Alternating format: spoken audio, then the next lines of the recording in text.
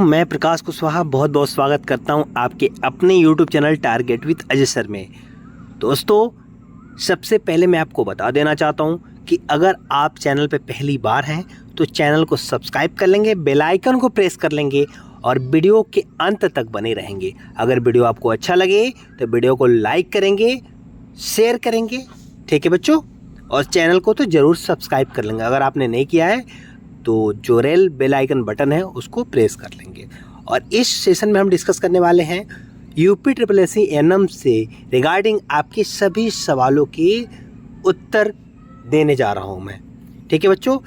कब जारी होगा रिजल्ट? जाति प्रमाण पत्र पिता पक्ष या पति पक्ष का लगेगा? शादी के बाद कहाँ का और कितना पुराना चाहिए जाति प्रमाण पत्र? किसको किसको बनवाना है जाति प्रमाण पत्र? अगर नहीं बनवाया है तो क्या नया बनवा सकते हैं? ये सारी चीज़ें, ऑब्जेक्शन के बाद कितने नंबर मिलेंगे, नई एनएम भर्ती कब आएगी? दोस्तों, एक गलती आप लोग ये होती है कि आप लोग पूरी वीडियो नहीं देखते हैं और मुझे बार बार क्वेश्चन करते हैं। जैसे मैंने कट ऑफ बता दिया फिर कट ऑफ पूछेंगे, रिजल्ट का बता दिया फिर रिजल्ट पूछेंगे, जाति प्रमाण पत्र बता दिया फिर वो पूछेंगे। तो जो चीज़ें मैं बता देता हूँ उसके लिए कृपया करके कॉल करके परेशान ना किया करें आप लोग, ठीक है बच्चों। और लास्ट तक बने रहें, सभी प्रश्नों का उत्तर आपको यहाँ पर मिलने वाला है। तो चलिए, सबसे पहले मैं जाति प्रमाण पत्र बात कर लेता हूँ, इसके बारे में डिटेल में इसके बारे में बात कर लेता हूँ, क्योंकि बहुत लोगों को कन्फ्यूजन है जाति प्रमाण पत्र से संबंधित। देखो बच्चों, जो जाति प्रमाण पत्र है, मैंने आपको बताया था जब फॉर्म भरे जा रहे थे तभी आपको बताया गया था कि जो आपकी फॉर्म की लास्ट डेट थी, जो फॉर्म भरने की जो लास्ट डेट थी बच्चों, लास्ट डेट थी, उसके पहले का जाति प्रमाण पत्र और निवास प्रमाण पत्र यानी कास्ट सर्टिफिकेट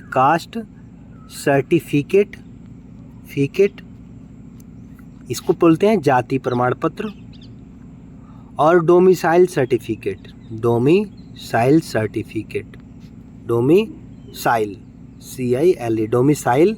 सर्टिफिकेट, ठीक है बच्चों, सर्टिफिकेट इसको बोलते हैं हम लोग निवास प्रमाण पत्र।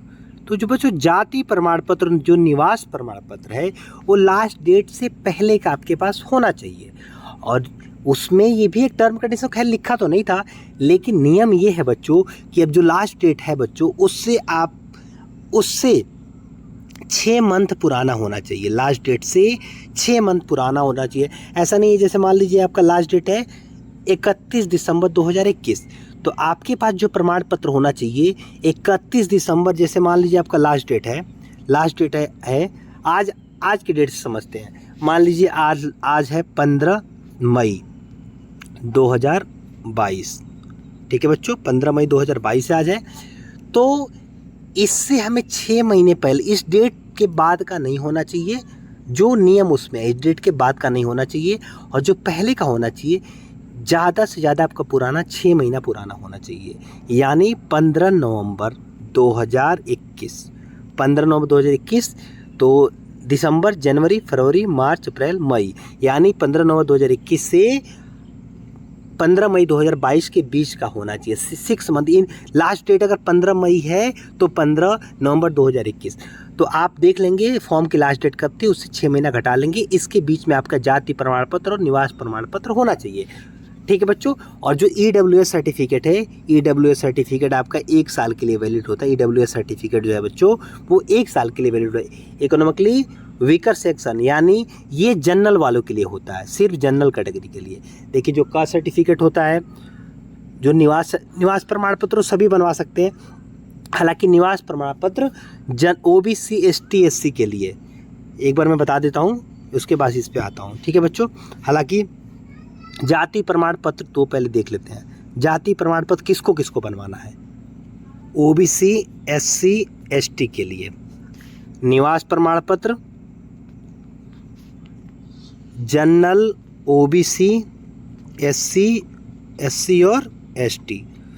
हालांकि जनरल OBC ST SC चारों ये बनवा सकते हैं, लेकिन जो रिक्वायर्ड है, बिल्कुल ज़रूरी होता है, कंपलसरी होता है, वो आरक्षण लेने वालों के लिए ही निवास प्रमाण पत्र कंपलसरी होता है। यानी ओबीसी के लिए कंपलसरी, एससी के लिए कंपलसरी, एसटी के लिए कंपलसरी है।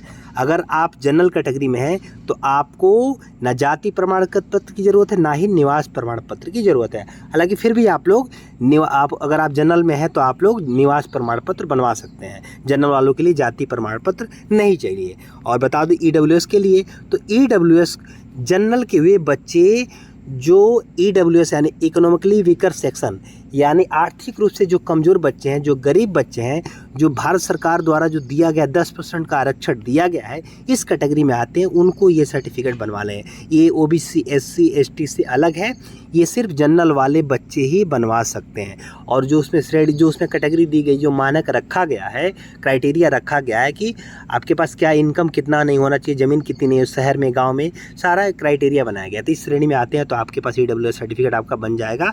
अगर आपने फॉर्म में अप्लाई किया है तो ही ये मान्य होगा, फॉर्म में अप्लाई नहीं किया तो कोई मतलब नहीं है आपका बनवाने का।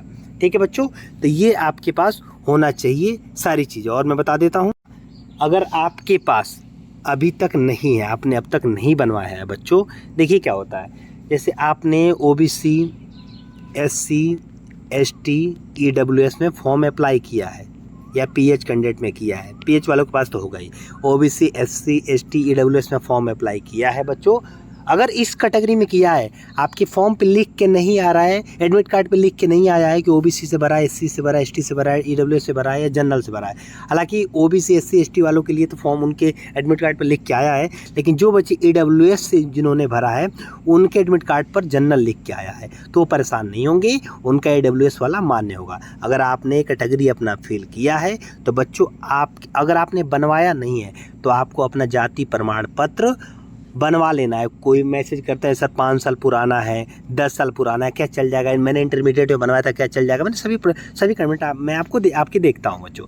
तो मैं एक बात बता दूँ, देखो जाति प्रमाण पर जाति आपकी बदलती नहीं है। हालांकि कभी कभी नियम के अनुसार कुछ जातियाँ जैसे ओबीसी की चली जाती हैं जनरल में, कुछ ओबीसी के एससी में चली जाती है, तो समय के अनुसार बहुत ही लंबा प्रोसेस होता है तो चली जाती हैं। इसलिए पुराना मान्य होता है, लेकिन बहुत ज़्यादा पुराना मान्य नहीं होता है। तो आपके पास पुराना है तो उसको भी रखे रहिए और एक नया बनवा लीजिए।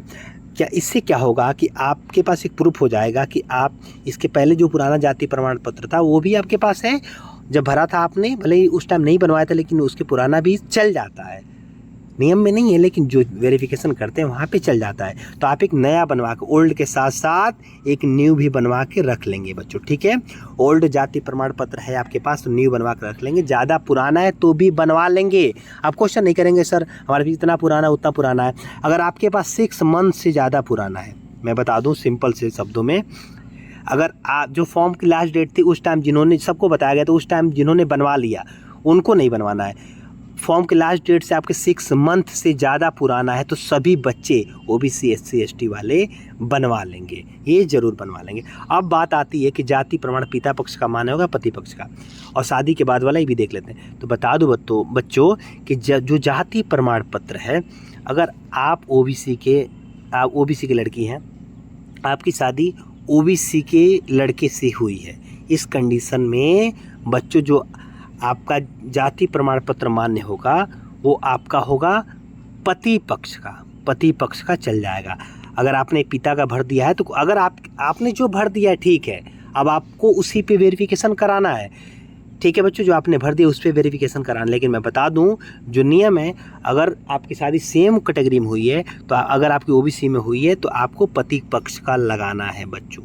ठीक है, अगर आप हैं एससी के कैंडिडेट हैं, आपकी शादी जनरल से हो गई, इस कंडीशन में पिता पक्ष का मान्य होता है बच्चों।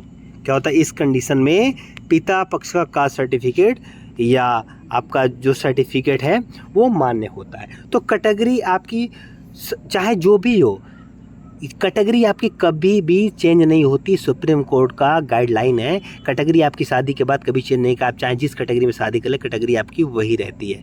तो अगर आपने दूसरे कैटेगरी में शादी की है तो पिता पक्ष से मान्य होगा, सेम कैटेगरी में शादी की है तो बच्चों आपका पति पक्ष का मान्य हो जाएगा। अब ये कुछ लोग पूछ रहे हैं, जैसे मान लीजिए आपने शादी से पहले फॉर्म भरा था, शादी से पहले आपने फॉर्म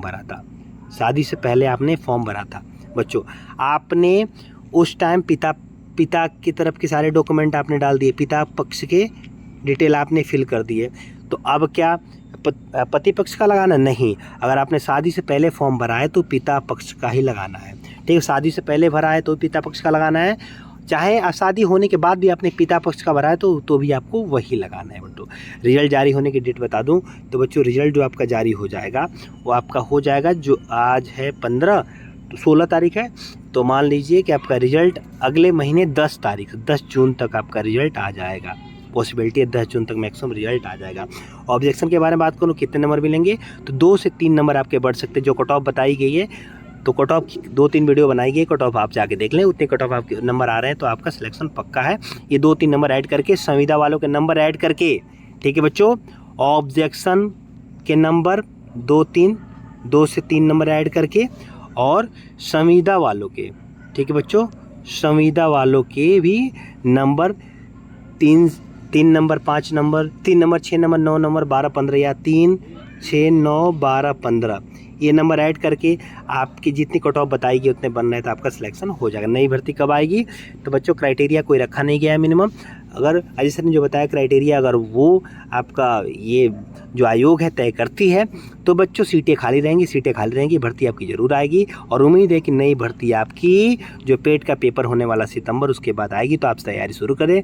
नया बैच हमारा शुरू हो रहा है आज से, तो हम एएनएम के लिए, बिहार एएनएम के लिए, ठीक है बच्चों, पंजाब एएनएम के लिए, Punjab ANM, Bihar ANM, DSSSB के लिए, यूपी एएनएम के लिए, ये बैच आपके आज से शुरू हो रहे हैं। तो आप इस बैच को, जो चैनल को सब्सक्राइब कर लेंगे और जो आपको टाइमिंग बता दी जाएगी, नोटिफिकेशन आपको मिल जाएगा। और बच्चों एक चीज़ मैं बता दूं, कोई भी नोटिफिकेशन आपको चाहिए, डिस्क्रिप्शन से हमारा Telegram channel target with Ajay join कर लें। डिस्क्रिप्शन में टेलीग्राम का लिंक दिया गया है, टेलीग्राम चैनल का नाम है target with Ajay sir, description में लिंक है, या आप लोग डायरेक्ट टेलीग्राम डाउनलोड करके सर्च कर लेंगे टारगेट विद अजय सर, वहाँ से आप टेलीग्राम डाउनलोड करें। जो भी नोटिफिकेशन है, जो भी वीडियो अपलोड की जाती है वहाँ पे आप लिंक दे दिया जाता है, आप देख सकते हैं वहाँ पे। तो जो भी बैच शुरू हो रहा है आप उसको ज्वाइन करें। और बच्चों आपने देख लिया होगा 1-2 महीने पढ़ाई से कुछ नहीं होता, आपको सिलेक्शन लेने के पूरे 6 महीने 1 साल पढ़ाई करने होते हैं। तो आप धीरे धीरे थोड़ा करके पढ़ाई करिए, 6 महीने पढ़ाई करिए, आपका सिलेक्शन पक्का होगा, नई भर्ती भी आएगी। और कोई क्वेश्चन हो, कमेंट हो तो आप हमें, ठीक है, कोई क्वेश्चन हो, कोई क्वेरी हो तो कमेंट बॉक्स में पूछ सकते हैं। मिलते हैं नई वीडियो में, बाय बाय, तब तक के लिए धन्यवाद।